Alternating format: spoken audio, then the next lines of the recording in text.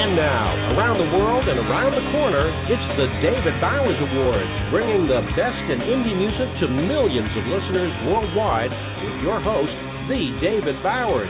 We've got a fantastic lineup of guests, as well as our engineer extraordinaire, Nick the Geek, our entire crew here at the Asylum, and me. I'm John Bon Jovial. And now, here's the voice of indie music, the David Bowers. Indeed I am, and thank you so very much there, the legendary John Bon Jovial. I just love that. Do you realize, John Bon Jovial, that in the 7 years or so that we've been doing this, we have made you legendary? I'm a legend in my own mind, indeed. And that's about the size of it, too. We're here with another week of music, merriment, madness, and all kinds of good stuff, and not the least of which is the good music. And we've got some great indie music for you this week.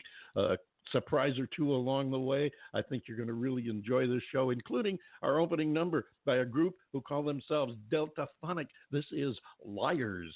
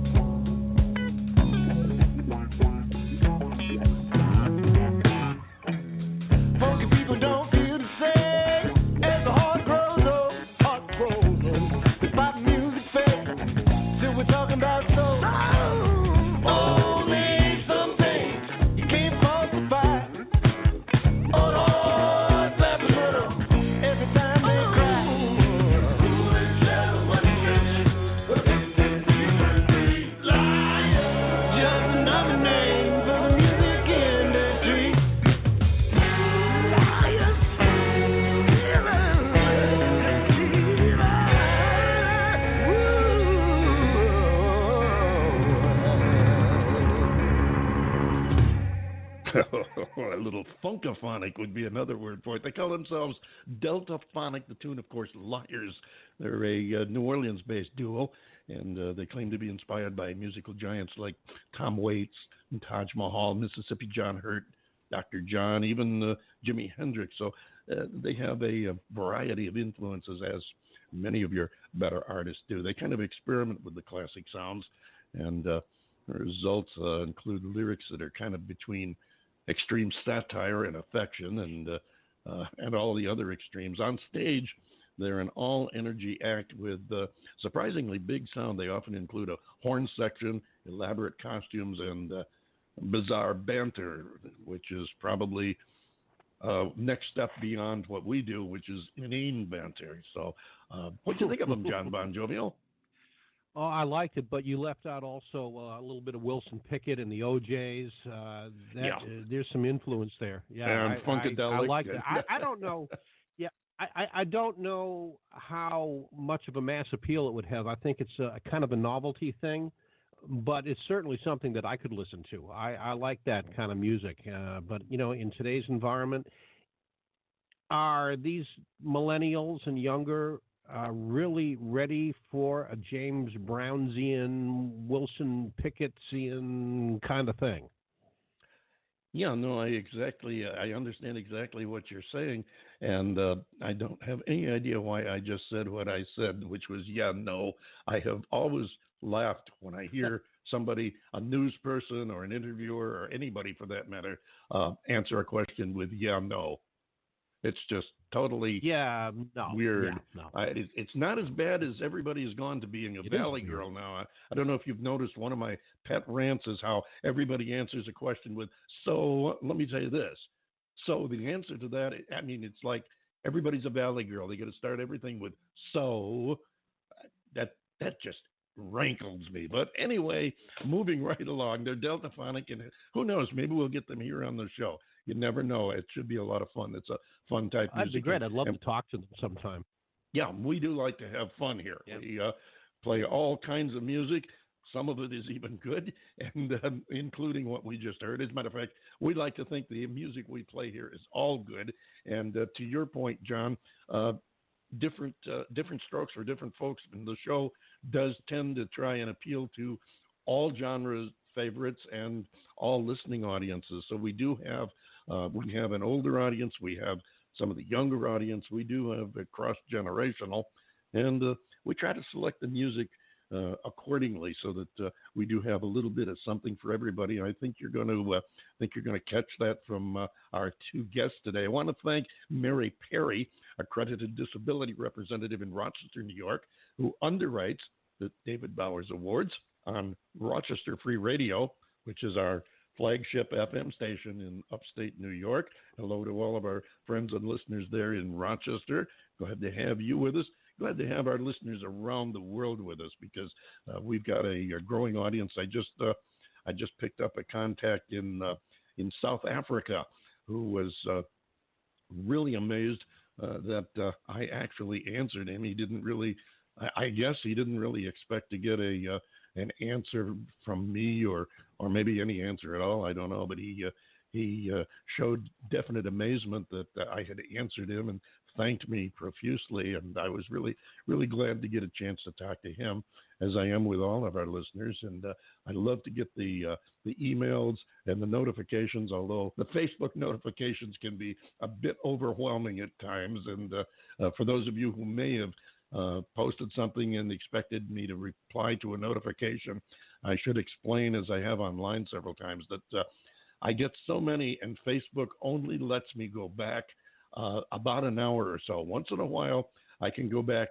a couple hours through the notifications, but I go so far back, and all of a sudden it just locks up, and I have to close out Facebook and start over again. So I don't know. It's especially critical overnight, because I'll get on first thing in the morning and only be able to go back to the last hour or so of the notifications I've got, and anything before that is just totally lost. With that being said, John Bon Jovial, how are things in sunny Florida today? Pretty sunny, I have to admit, and pretty dead. Got to admit that too. This whole human experience that we are all undertaking right now has really kind of quieted things down. And one of the things that I have noticed is the environment. Mother Nature seems to be enjoying the break. The beaches here in the Naples and Fort Myers area are actually starting to see shells wash back up on the beach again. Wow. More of the sea turtles are coming back up on the beach to lay their eggs and nest, which they do every year, but there's a definite increase this year. Wood storks have been here all winter long, but it's only in the last 2 or 3 weeks that there's been this bizarre second coming of wood storks, which is good because they're kind of on the endangered list. So yeah, it has been a mixed blessing. We're all confined to our homes right now. Absolutely, yes. the necessities of life, toilet paper and such. But our dear mother really does seem to be enjoying this, and more power to her. I'm thinking that maybe once every 50 years, humanity needs to take a break, leave the planet alone, let it regenerate itself, and then we go back about our business again. It would be nice, and I was also thinking with reference to what you mentioned about the toilet paper, I was thinking it would be a great prize if we could do it on the show here, and that would be, give away toilet paper. I mean, what more could we do to win over an audience? Be the fifth caller, and we'll give you a roll of toilet paper. Yeah, I know, and you keep hearing what we had one in North Carolina, another in Texas, a semi that was either stolen or crashed that was full of toilet paper, and I really don't understand. I don't understand this toilet paper shortage. There are warehouses just loaded to the gills with it, and now they panic bought so much that we can't catch up. They can't stock it fast enough. It's incredible, and you stop to think that it wasn't too long ago that nobody had toilet paper. I mean, it's a gross thing to think about, but it wasn't that long ago that toilet paper didn't exist, folks. And we got by without it then. What's the panic now? But the bottom line to me is really simple. It's not the end of the world. If it was, there'd be no need for toilet paper anyway. And Chicken Little is not out there proclaiming that the sky is falling regardless of what the media might have you believe. Exactly. And we are part of that media. Before we get to that first guest today and his music, I just want to add our first The David Bowers Award of the week to all the people in the music world who are stepping up their game in this time of sickness for some, financial strife for many, and fear and struggle for all of us. Some give help or necessities, some give money, some give prayer.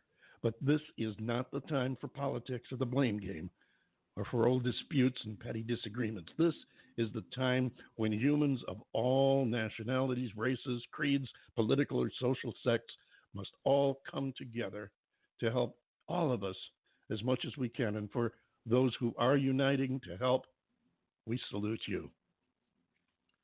That being said, we'll move on to our first guest, who is standing by, probably sitting there in the green room saying, well, when's it my turn?